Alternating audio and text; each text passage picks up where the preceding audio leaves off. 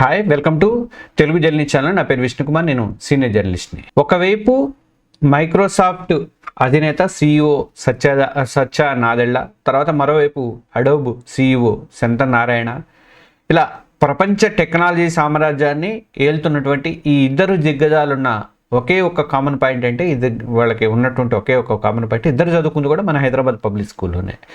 ఇది మనకి గర్వకారణం అనుకోవాలి. కానీ ఇదే టైంలో దేశాన్ని వణికించినటువంటి దిల్సుఖ్ నగర్ జంట పేలుళ్ల కుట్ర వెనక వినిపించింది కూడా మన హైదరాబాద్ పేరే.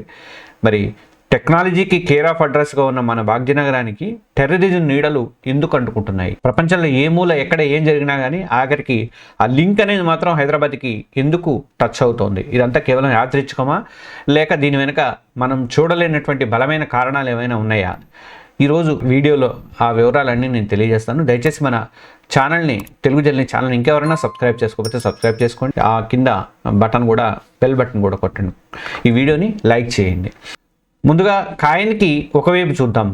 ఈరోజు హైదరాబాద్ అంటే ఒక నగరం కాదు, అదొక గ్లోబల్ బ్రాండ్. గూగుల్ కానీ, అమెజాన్ కానీ, మరి మైక్రోసాఫ్ట్ కానీ, యాపిల్ కానీ, ఇలాంటి ప్రఖ్యాత కంపెనీలన్నీ కూడా, ప్రపంచ ప్రఖ్యాత కంపెనీలకి ఇది రెండో ఇల్లు లాంటిది. చివరికి గూగుల్ కూడా తన అమెరికా హెడ్ క్వార్టర్స్ తర్వాత మన ప్రపంచంలో అతిపెద్ద క్యాంపస్ని కూడా ఇక్కడే నిర్మిస్తుందంటే, హైదరాబాద్లో నిర్మిస్తుందంటే మన నగరం రేంజ్ ఏంటో అర్థమవుతుంది. ఫార్మా రంగంలో కూడా ప్రపంచానికి 3వ వంతు వ్యాక్సిన్ అందించింది. వ్యాక్సిన్ క్యాపిటల్ ఆఫ్ ద వరల్డ్గా అనిపించుకుంటుంది కూడా హైదరాబాదే. అందుకే జీవించడానికి భారత్లో అత్యుత్తమ నగరంగా ప్రఖ్యాత మెర్సెస్ క్వాలిటీ ఆఫ్ లివింగ్ 2023 సర్వేలో కూడా హైదరాబాదు అప్పట్లో టాప్ ప్లేస్లో అయితే నిలిచింది. మెరుగైనటువంటి శాంతి భద్రతలు కానీ, వసతులు కానీ, విద్య కానీ, వైద్యం కానీ, ఇలాంటివన్నీ కూడా మన హైదరాబాద్ని ఈ స్థాయిలో నిలబెట్టాయి ప్రపంచంలో. ఇప్పుడు కాయిన్కి రెండో వైపు చూద్దాం.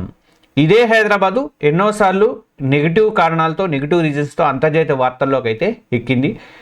ఫిబ్రవరి 21, 2013లో హైదరాబాద్ గుండెకాయలాంటి అయినటువంటి దిల్సుఖ్ నగర్లో కోటిలో కానీ జరిగిన బాంబు పేలుళ్ళు కానీ, 2 భారీ బాంబు పేలుళ్ళు అయితే దేశాన్ని కుదిపేసినాయి. ఆ దాడుల్లో 18 మంది అమాయక ప్రాణాలు అయితే కోల్పోయారు. 130 మంది పైగా గాయపడ్డారు. అప్పట్లో జాతీయ దర్యాప్తు సంస్థ NIA రంగంలోకి దిగి విచారణ చేసినప్పుడు దీని వెనక ఇండియన్ ముజాహిద్దీన్ హస్తం ఉందని చెప్పి అప్పట్లో తేలింది. అయితే ఈ మొత్తం కుట్రలో హైదరాబాద్కు చెందిన వాళ్ళ ప్రమేయం మొత్తం వాళ్ళదే ఉందని చెప్పేసి అప్పట్లో చెప్పడం అనేది సంచలనం అయితే అయింది. ఇది ఆ ఒక్క సంఘటనే కాదు, ఆ తర్వాత కూడా ISIS లాంటి అంతర్జాతీయ ఉగ్రవాద సంస్థల వైపు ఆకర్షితులయ్యి మన దేశం విడిచిపోయి సిరియా వెళ్ళడానికి వెళ్తున్నటువంటి ప్రయత్నించిన వాళ్ళలో హైదరాబాద్ వాళ్ళు కూడా, యువకులు కూడా పట్టుబడ్డారు. ఇది పోలీసులే కాదు, మనందరినీ కూడా కలవరపరిచింది ఒక రకంగా.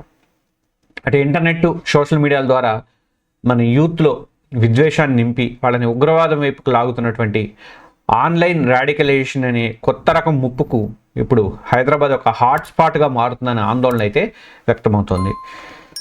ఇక్కడ మనం ఒక విచిత్రమైన ప్యాటర్న్ని గమనించాలి. ఏంటంటే చాలా కేసుల్లో హైదరాబాద్ నుంచి విదేశాలకు వెళ్ళిన వ్యక్తికి ఇక్కడ ఎలాంటి నేర చరిత్ర అనేది ఉండదు. కానీ అక్కడికి వెళ్ళాక కొత్త పరిస్థితుల వల్ల మరి ఎందుకు ఉగ్రవాదం వైపు మడుతున్నారు అనేది అర్థం కావట్లేదు. ప్రతిసారి కూడా దర్యాప్తులో అదే బయటపడుతుంది.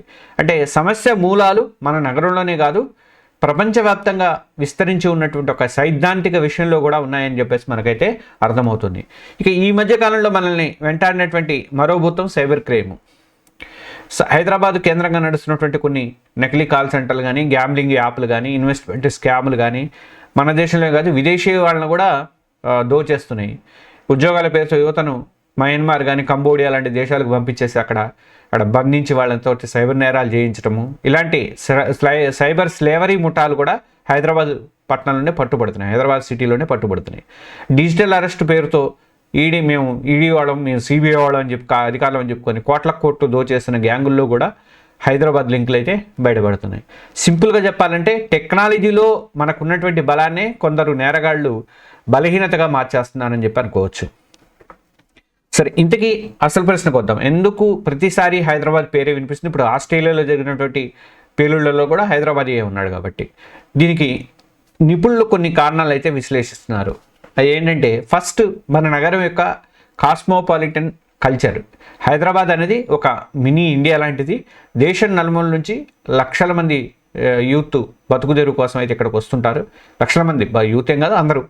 ఇంటర్నేషనల్ ఎయిర్పోర్ట్ కూడా ఉండటం ఏంటంటే ప్రపంచంలో వరల్డ్తో కనెక్టివిటీ ఎక్కువగా ఉంది. ఈ వాతావరణమే నేరస్తులకి కానీ ఉగ్రవాద భావాలు ఉన్న వాళ్ళకి కానీ జనంలో కలిసిపోవడానికి అలానే దాచుకోవడానికి ఒక సేఫెస్ట్ ప్లేస్గా మారుతుంది హైదరాబాద్ అనేది విశ్లేషకుల అభిప్రాయం. ఇక రెండోది ఏంటంటే పాత బస్తీలో ఉన్నటువంటి సెన్సిటివ్ పరిస్థితులు, సున్నితమైనటువంటి పరిస్థితులు. చారిత్రాత్మకంగా చూస్తే పాత బస్తీలోని కొన్ని ఏరియాలు ఆర్థికంగా కానీ సామాజికంగా కానీ చాలా వెనకబడ్డాయి. నిరుద్యోగము, సరైనటువంటి ఎడ్యుకేషన్ లేకపోవడము, ఇలాంటి సమస్యలతో ఇబ్బంది పడుతున్నటువంటి యూత్ని టార్గెట్ చేయడము కొన్ని ఉగ్రవాద గ్రూపులకి తేలికవుతుంది. స్లీపర్ సెల్స్ని తయారు చేసుకుంటుంది. గతంలో సిమి లాంటి సంస్థలకు కూడా ఇక్కడ బలమైనటువంటి నెట్వర్క్ ఉండేది. అవే పాత నెట్వర్క్లు ఇప్పుడు కొత్త పేరుతో కొత్త ముసుగులో పనిచేస్తున్నాయని చెప్పేసి నిఘా వర్గాలు అయితే అనుమానిస్తున్నాయి. ఇంకా మూడోది వచ్చేసరికి గల్ఫ్ దేశాలతో ఉన్నటువంటి సంబంధాలు. ఉపాధి కోసం లక్షల మంది మన వాళ్ళు గల్ఫ్ దేశాల్లో ఉంటున్నారు, పనిచేస్తున్నారు. ఇది మన ఆర్థిక వ్యవస్థకు మంచిదే అని అనుకున్నా కానీ దీనికి మరో కోణం కూడా తోడవుతుంది. కొన్నిసార్లు విదేశాల నుంచే రాడికల్ భావజాలం అనేది, డబ్బులు ఈ మార్గాల ద్వారా సిటీలోకి వచ్చే ప్రమాదం ఉందని చెప్పేసి భద్రతా నిపుణులు అయితే హెచ్చరిస్తున్నారు. ఇంకా నాలుగోది ఏంటంటే అన్నింటికంటే ముఖ్యమైనది ఆన్లైన్ రాడికలైజేషన్ అంటారు. ఇది ఈ డిజిటల్ యుగంలో టెర్రరిజంలోకి లాగడానికి ఏ దేశానికి వెళ్ళక్కర్లేదు, ట్రైనింగ్ తీసుకోక్కర్లేదు. చేతిలో ఒక స్మార్ట్ ఫోన్, ఇంటర్నెట్ ఉంటే చాలు. మనం చూసాం కదా అక్కడ ఢిల్లీలో రెడ్ ఫోర్ట్ దగ్గరలో జరిగినట్టు పేలుళ్ళు, రెచ్చగొట్టేటువంటి ప్రసంగాలు కానీ ఫేక్ ప్రచార వీడియోలతో యూత్ బ్రెయిన్ అయితే వాష్ చేస్తున్నారు. స్లీపర్ సెల్స్ అనేవి ఇప్పుడు కేవలం భౌతికంగానే కాదు వర్చువల్గా కూడా తయారైనంటే పరిస్థితి అంత దారుణంగా ఉందో అర్థం చేసుకోవచ్చు. ఇది కేవలం హైదరాబాద్ సమస్య కాకపోయినప్పటికీ కూడా టెక్నాలజీ వాడకం ఎక్కువగా ఉన్నటువంటి మనలాంటి నగరాలలో అయితే దీని ప్రభావం అయితే చాలా ఎక్కువగా ఉందని కనిపిస్తుంది. ఇక దీనివల్ల నష్టం ఎవరికి అంటే ఈ సంఘటన వల్ల జరుగుతున్నటువంటి అతిపెద్ద నష్టం ఏంటంటే బ్రాండ్ హైదరాబాద్ ఇమేజ్కి. ఓవైపు పెట్టుబడులను ఆకర్షిస్తూ గ్లోబల్ సిటీగా ఎదుగుదామని మనం ప్రయత్నం చేస్తూ ఉంటే మరోవైపు ఇలాంటి వార్తలు అనేవి మన ప్రయత్నాల మీద నీళ్లు చల్లే అవకాశం ఉంటుంది. ఏ కంపెనీ అయినా ఒక నగరంలో పెట్టుబడి పెట్టాలంటే అక్కడ పీస్ఫుల్ పరిస్థితులుగా రోడ్లు, బిల్డింగ్లు మాత్రమే చూడదు, అక్కడ శాంతి భద్రతలు కానీ ఒక స్థిరత్వం కానీ చూసుకుంటుంది. పదే పదే మన నగరం అనేది అంతర్జాతీయ స్థాయిలో నేరాలతో ముడిపడి ఉండటం అనేది మన ఇమేజ్ని కూడా దెబ్బతీసే అవకాశాలు ఉంటాయి. ఇది కేవలం డబ్బు విషయమే కాదు, విదేశాల్లో చదువుకోవడానికి ఉద్యోగాలకు వెళ్ళేటువంటి లక్షల మంది తెలుగు యువత మీద కూడా ఇది ఎఫెక్ట్ పడుతుందని చెప్పేసి అనుమానం అయితే వ్యక్తమవుతుంది. ప్రతి హైదరాబాద్ని వాళ్ళు అనుమానంగా చూసే ప్రమాదం ఏర్పడుతుంది రాబోయే రోజుల్లో. వీసా ప్రాసెస్లో కఠినమయ్యే అవకాశం ఉంది. ఇది అసలు జరగకూడదనే కోరుకుందాం దేవుడి దేవుళ్ళ. ఊహించనటువంటి పరిణామం ఇలాంటివి జరిగితే ఇక మన బాధ్యత ఏంటి అంటే హైదరాబాద్ లింక్ బయటపడటం అనేది యాదృచ్ఛికం కాదు. నగరం యొక్క గ్లోబల్ స్వభావం కానీ, చారిత్రక కారణాలు కానీ, టెక్నాలజీ అనే రెండంచెల కత్తి కానీ ఇవన్నీ కలిసి ఈ పరిస్థితికి అయితే దారితీస్తున్నాయి. అయితే ఒకరినొకళ్ళు నిందించుకోవడం కాకుండా దీనికి ఒక పరిష్కారం కనుక్కోవాలి. హైదరాబాద్ పాజిటివ్స్ దాని నెగిటివ్స్ కంటే కూడా 1000 రెట్లు ఎక్కువ శక్తివంతమైనవి పాజిటివ్లు అనేవి. ఈ ఉగ్రవాద మరకల్ని, నేరాల్ని, ఈ నీడల్ని తుడిచివేయాల్సిన బాధ్యత కేవలం పోలీసుల మీదే కాదు, సమాజంగా మనందరి మీద కూడా ఉంది. మన చుట్టుపక్కల ఉన్నటువంటి యూత్ తప్పుదోవ పట్టకుండా చూడటం, అనుమానాస్పదంగా ఎవడైనా కనిపిస్తే మనం పోలీసులకి సమాచారం ఇవ్వడం కానీ, అన్నిటికంటే ముఖ్యమైనది ఒకరి మతాన్ని ఒకరిని గౌరవించుకుంటూ సామరస్యంగా ఉండటం కానీ మనందరి కర్తవ్యం. ఓవైపు టెక్నాలజీ ప్రపంచాన్ని శాసిస్తున్న హైదరాబాదు, మరోవైపు ఈ చీకటి నీడల నుంచి కూడా బయటపడి నిజమైన గ్లోబల్ లీడర్గా ఎదగాలని చెప్పేసి మనందరం కూడా మనస్ఫూర్తిగా కోరుకుందాం. ఈ విశ్లేషణ మీద మీ అభిప్రాయాలు ఏంటి? హైదరాబాద్ పేరు ఇలా వినిపించడానికి ఇంకేమైనా కారణాలు ఉన్నాయని మీరు అనుకుంటున్నారా?